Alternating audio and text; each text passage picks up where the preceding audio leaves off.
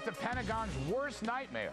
The debt deal just signed into law yesterday could force up to $850 billion in defense spending cuts over 10 years. Meanwhile, Defense Secretary Leon Panetta issued a warning today saying congressional inaction would trigger, and I quote, a round of dangerous across-the-board defense cuts that would do real damage to our security.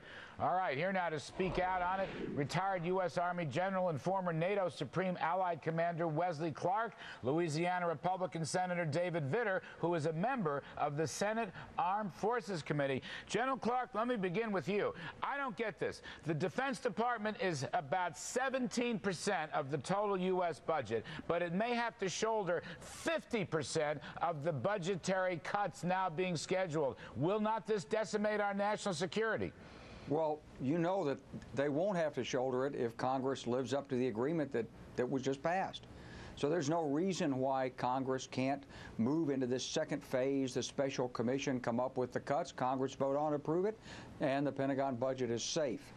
Well, all right, Senator Vitter, let me ask you the same question. Sure, Larry. Let me just add. Already, the Defense Department has taken $400 billion in cuts.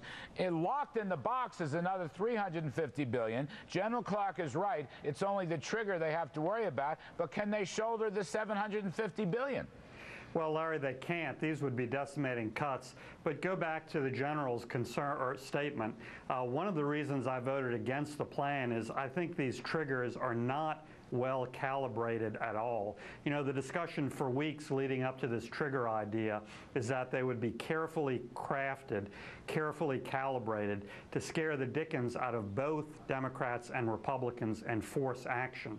I don't think they made that mark. I think they missed it very much. I do think those triggers are scaring the dickens out of Republicans, mostly because of this level of defense cuts. But I don't see anything comparable to really scare the Democrats and demand and ensure action. I'm very concerned that these triggers are not well calibrated. Well, we don't have these kinds of painful triggers on domestic programs, for heaven's sakes. General and so, Clark, Larry, the question is, you know, compared to most of the cuts being at the Pentagon, why is a deal which would clearly lessen that burden and mean more domestic discretionary cuts more favorable to Democrats? They're not going to like that more. And Medicare cuts were supposed to be what would get them in line, but the Medicare cuts are provider cuts, so they're not the sort of cuts to really... I don't want to go too deep in that side. I want to stay in the defense. General Clark, overseas contingency operations, which we used to call the terror war, meaning Afghanistan and Iraq. Now,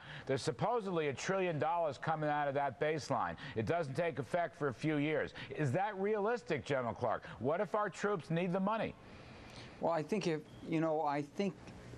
is realistic in terms of projecting ahead 10 years. But I'm confident this country, if our troops need the money, will find a way to get the money to the troops. I do think it's time to follow through on the pledge. Let's come out of Iraq unless the Iraqis can provide a really convincing way and explanation and funding to keep our troops there, as other countries do that have our troops, like Japan and South Korea. They provide host nation support, so should Iraq. And with respect to Afghanistan, we are coming out of there. We're going to have 30,000 troops out of there. Those costs should go down. We should be doing a lot more to take advantage of the economic opportunities that are presented for American companies in Afghanistan and Iraq. Both nations are rich in resources, and yet we find other nations quick to send their national oil companies in and extract copper and do other things in these countries, but we're not taking advantage of that, yet we paid in dollars and blood for security there. Well, all right, that's tough stuff. Senator Vitter, let me ask you, can the Department of Homeland Security shoulder some of this? Will the State Department shoulder some of this? Will foreign aid shoulder this? Will our intelligence agencies shoulder this? And if they all do, what does it do to our defense and security posture at home and abroad? Well, Larry, there's a big difference in terms of the definition of national security in the first tranche of cuts versus the second tranche. In the first tranche, it's broadly defined to include, for instance, Homeland Security. In the second tranche, where the defense would be cut 50%, it's narrowly defined, and for instance, Homeland Security in the definition, so it couldn't help share that big cut. So bottom line is you're saying we could afford the first tranche, phase one. It's the second trigger, the super committee trigger, that would be decimating to the defense budget. Is that your point, Senator? Even the first tranche is disproportionate on national security. A third of the cuts, when, as you say, represents maybe 20% or less of the budget. But the second tranche, that imbalance is much more extreme. All right, let us hope we don't have to go into that second tranche. General Wes Clark, thank you, sir. Senator David Vitter, we appreciate your